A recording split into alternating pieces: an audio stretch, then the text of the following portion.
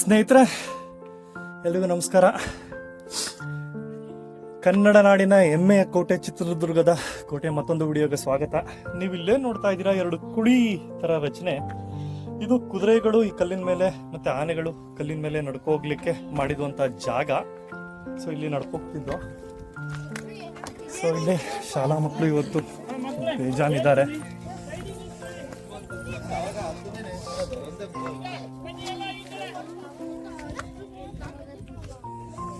So ಇಲ್ಲೇನು ನೋಡ್ತಾ ಇದ್ದೀರಾ, ಇದು ಆಡಳಿತ ಕಚೇರಿ.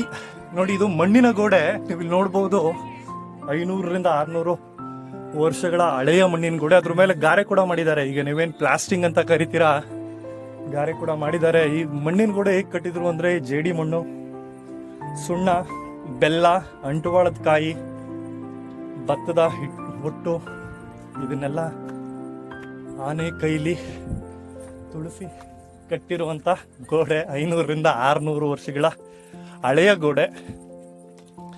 ಸೊ ಇದು ಆಡಳಿತ ಕಚೇರಿ ಅಂದರೆ ಏನೀಗ ನೀವು ವಿಧಾನಸೌಧ ಅಂತ ಕರಿತೀರಾ, ಆ ರೀತಿ ಆಡಳಿತ ಕಚೇರಿ.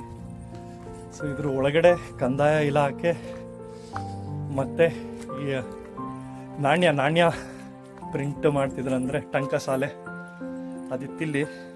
ಅದನ್ನು ನಿಮ್ಗೆ ತೋರಿಸ್ತೀನಿ. ಸೊ ಇದ್ರ ಒಳಗಡೆ ಬಂದರೆ ನಿಮ್ಮ ಹೋದ ತಕ್ಷಣ ಎಡಭಾಗದಲ್ಲಿ ಏನು ಕಾಣುತ್ತೆ, ಇಲ್ಲೇ ಕಂದಾಯ ಮತ್ತು ಆದಾಯ ಇಲಾಖೆ ಇರ್ತಿತ್ತು. ಸೊ ಎದುರುಗಳಿದು ಆಡಳಿತ ಕಚೇರಿ. ಇಲ್ಲೇನು ಕಾಣ್ತಿದೆ ನಿಮಗೆ, ದೇವಾಲಯ ಥರ ಕಾಣುತ್ತೆ, ಆದರೆ ಇದು ನಿಜವಾಗ್ಲೂ ದೇವಾಲಯ ಅಲ್ಲ. ಸೊ ಅಲ್ಲೇನಿದೆ ಆ ಜಾಗ ಇದೆ, ಅಲ್ಲಿ ನಾಣ್ಯಗಳನ್ನ ಮುದ್ರಿಸಿ ಅದನ್ನ ಎಲ್ಲಿ ಏನು ನೀವು ಲಾಕರ್, ಸ್ಟ್ರಾಂಗ್ ರೂಮ್ ಅಂತ ಕರಿತೀರಾ, ಆ ರೀತಿಯ ಸ್ಟ್ರಾಂಗ್ ರೂಮ್ ಅಥವಾ ಲಾಕರ್ ಇದು. ಇಲ್ಲಿ ಒಂದು 20 ಅಡಿಗಿಂತ ಜಾಸ್ತಿ ಆಳ ಇದೆ. ಈಗೆಲ್ಲ ಮುಚ್ಚೋಗಿದೆ. ಇಲ್ಲಿ ನಾಣ್ಯಗಳನ್ನ ಇಟ್ಟು ಅದ್ರ ಮೇಲೆ ಕಲ್ಲ ಮುಚ್ಚಿ ಮೇಲೆ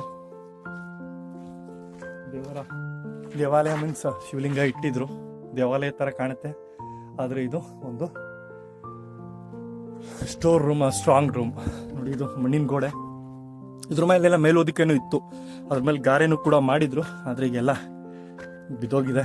500 ವರ್ಷಗಳ ಹಳೇದಲ್ವ.